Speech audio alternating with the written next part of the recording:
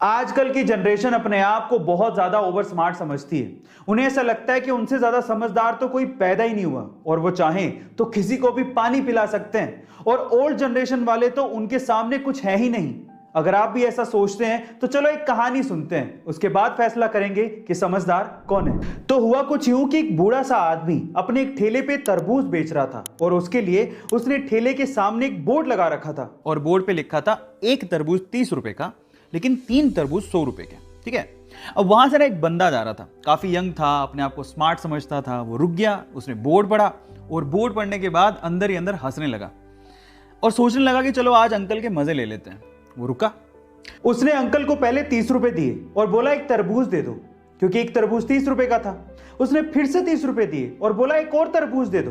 Uncle ने दे दिया। फिर बोला अंकल एक बार और 30 रुपए लो और एक और तरबूज दे दो। अंकल ने फिर दे दिया।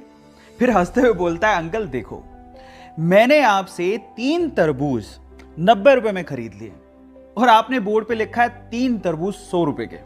अंकल बिजनेस बिजनेस धंधा वंदा आपके बस की बात नहीं है, इसे बंद कर दो, घर जाओ। अब अंकल ने ना जो उसके बाद जवाब दिया वो बहुत मजेदार है, मुझे बड़ा मजा आया सुन के।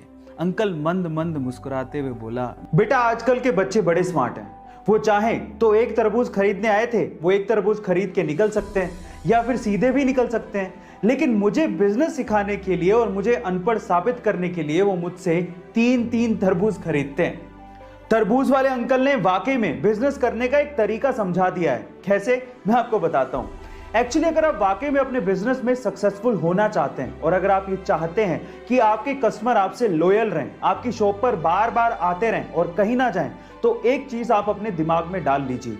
हमेशा आप कोशिश करिए कि आपका कस्टमर दिमाग में ये सोचे कि उसे माल सस्ते में मिला है और वो जीत गया है और आपने उससे ज्यादा मुनाफा नहीं कमाया है। जब कस्टमर दिमाग में जीता हुआ महसूस करता है ना, तो वो आपकी शॉप पर बार बार आएगा। और यही तरबूज वाले अंकल ने भी किया। उन्होंने इसीलिए अपनी दुकान के आगे वो बोर्ड लगाया ताकि हमेशा लोग ये समझें कि वही सबसे समझदार हैं और अंकल बेवकूफ हैं। Now moral of the story, देखिए ऐसा है कि चालाक होने में और बुद्धिमान होने में काफी फर्क होता है। चालाक इंसान को ये अहंकार हो सकता है कि वो बुद्धिमान है, लेकिन एक्चुअली वो बुद्धिमान होता नहीं है, क्योंकि वही अहंकार उसकी बुद्धि को भ्रष्ट कर देता है। एक बात याद रखिएगा, भले आज आप लोग न्यू जनरेशन में आते हो, लेकिन एक दिन आप भी ओल्ड जनरेशन हो जाओगे और नई जनरेशन आएगी। इसलिए be careful about your smartness. हाँ।